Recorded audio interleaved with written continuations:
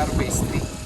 So, itong unit na nasa likod ko, ang model namin ito, yung tinatawag namin Amelia, upgraded model namin. So, situated siya sa 60 square meters na house unit with a floor area na 71 square meters. So, cardboard na rin siya. And maybe the styles. So, Amelia has 3 bedrooms. At ito po yung model na yan. So, yung mga tiles sa kulan. So, ito po yung ating carport. Actually, si Amelia ay isa po sa pinakamabenta nating unit dito. Dahil ang kanya pong equity ay reasonable. Kaya-kaya po ng mga regular na mga nagtatrabaho. Pasukin mo natin yung model. Lahat po na nakikita nyo dito, yung po actual turnover. Original po ito.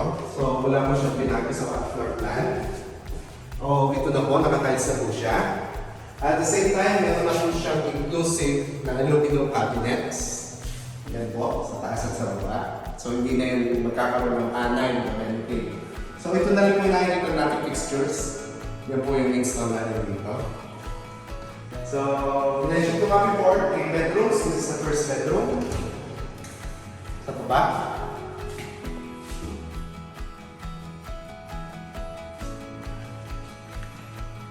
One thing good sa Amelia natin is kung may elderly ka kasama, napakagandang design ng house nito kasi malapit lang yung CR. Ito yung CR niya isa. First CR. Complete din po siya. Kung nakikita nyo, yung po yung turnover natin. Ito naman po yung ating service area. Malawak pa po siya. Kung meron po kayong washing machine, kung pwede po dito ninyo ilagay yung automatic washing machine, tapos may lutuan ka pa dito sa area nito. Naka-tiles na rin po siya pag turnover. Yan po, naka-tiles na po siya. So, actual turnover po ito. Proceed naman po tayo sa second floor. Yan, yan. Naka-tiles na rin po ang ating mga stairs. Steel railings.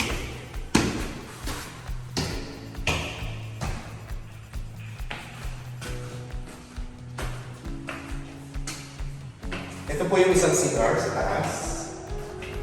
Yan po. Medyo madilim lang po.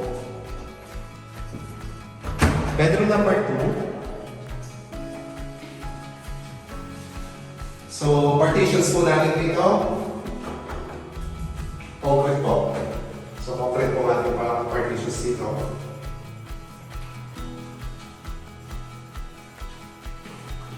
Ito naman po yung bedroom number 3 natin.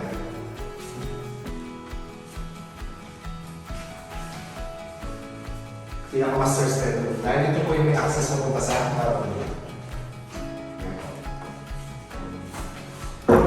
Meron po tayo sa balcony units. So, yan. Makikita po nyo dito yung bundok. Most usually po yung aming Amelia ay facing east. May natitira pa po tayong ilan. Na makikita ninyo ang Mount Malarayan sa harap. So, yun lang po. So, if ever interested kayo sa unit, give us a call at bigyan po namin kayo ng magandang computation. Dun sa mga regular wage earners natin, I think medyo papasok ito sa budget ninyo ng bahay monthly. So, hopefully, give us a call and then we'll entertain you for site viewing.